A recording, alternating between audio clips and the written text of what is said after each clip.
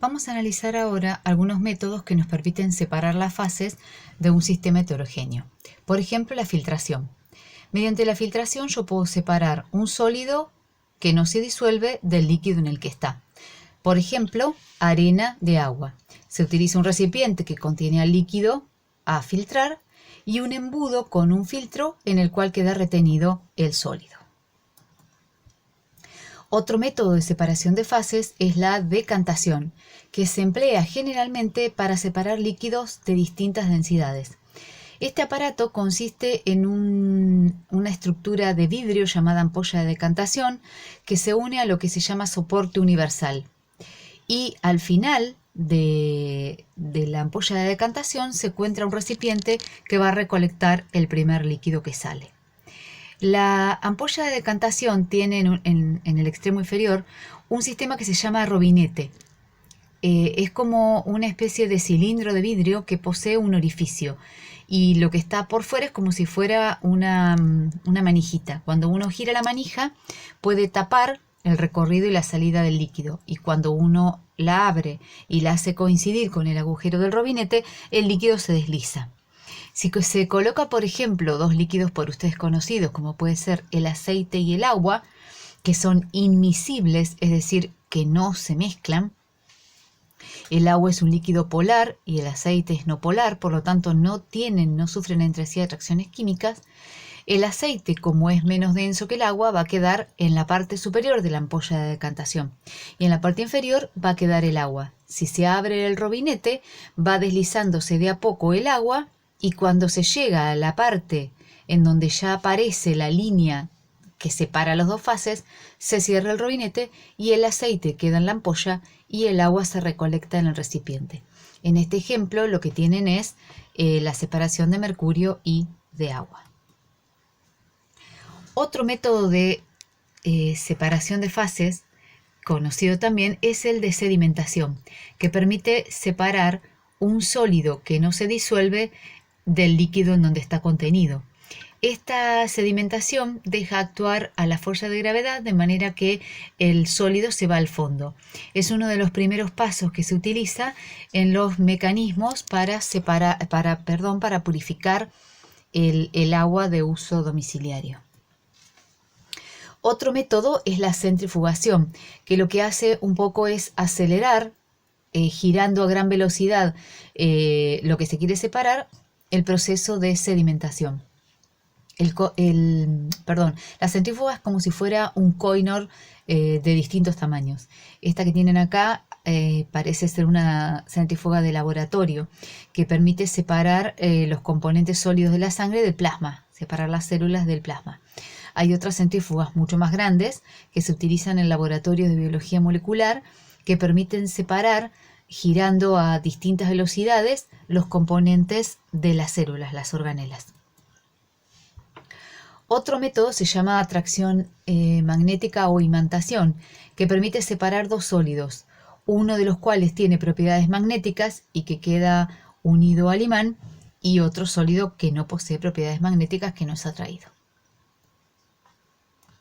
Bien, antes de pasar a los otros métodos de fraccionamiento, que ya no son para sistemas heterogéneos, vamos a hablar un poquitito sobre un método muy común de separación de fases, que es la tría. La tría utiliza o la mano o una pinza y permite separar un sólido de un líquido o un sólido de otro sólido, que se pueda tomar con una pinza o con la mano. Otro método de separación de fases es la flotación. Utiliza el agua y permite separar un sólido que flota sobre el agua de un sólido que no flota, es decir, sólido de distintas densidades.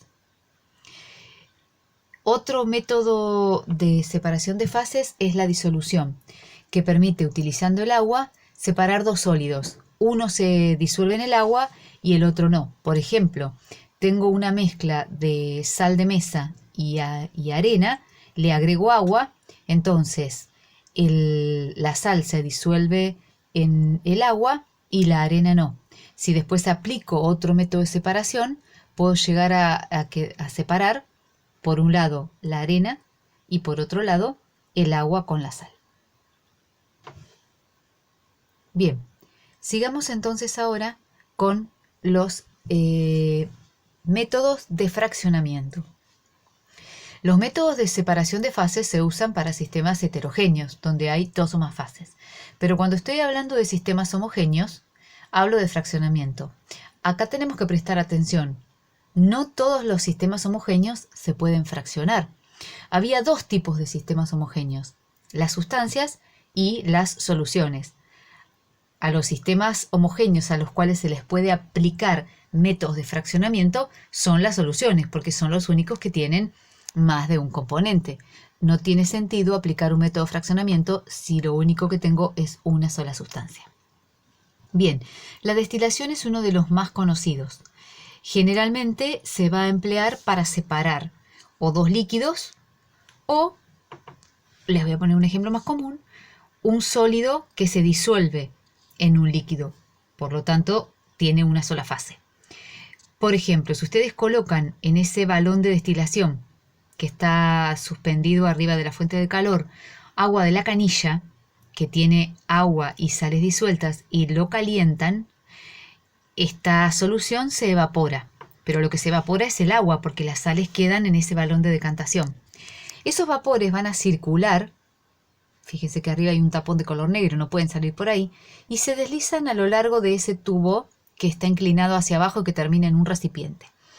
Por ese tubo que se llama destilador circula agua fría. Ese tubo de vidrio es doble, por dentro circulan los vapores y alrededor está rodeado por un tubo por el cual circula el agua. El resultado es que esos vapores de agua se condensan y cambian de estado.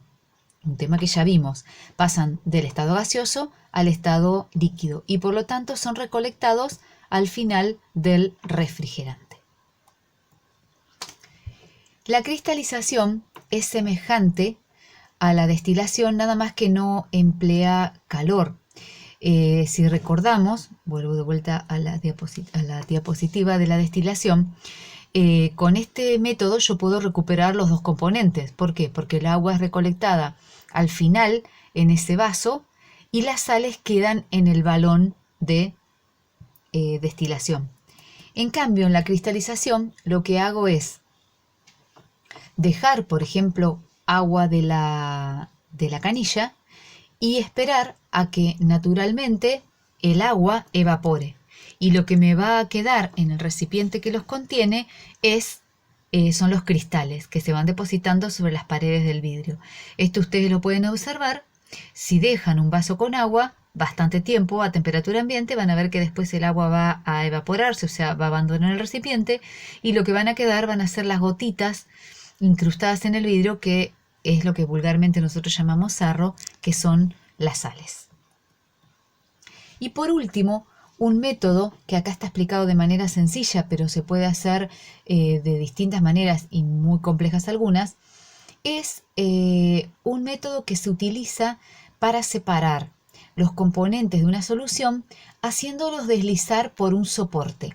Ese soporte puede ser o papel o una especie de material constituido por pelotitas muy juntitas de distinto tamaño que se utilizan en análisis bioquímico o cuando uno estudia la célula.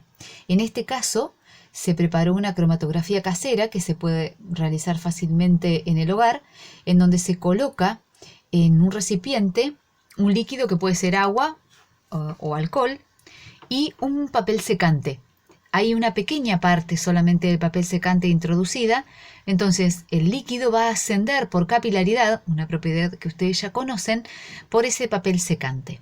Si yo, por ejemplo, hago un poquitito más arriba de la parte del secante que está sumergido, una raya con una tinta y lo apoyo de la manera que está indicada el recipiente, puedo saber si la tinta es una sustancia o en realidad es una solución, porque si me aparecen varias manchas de distintos colores, tengo que deducir que en realidad la tinta no está formada por un solo componente, sino por varios, y la cromatografía me permitió separarlos.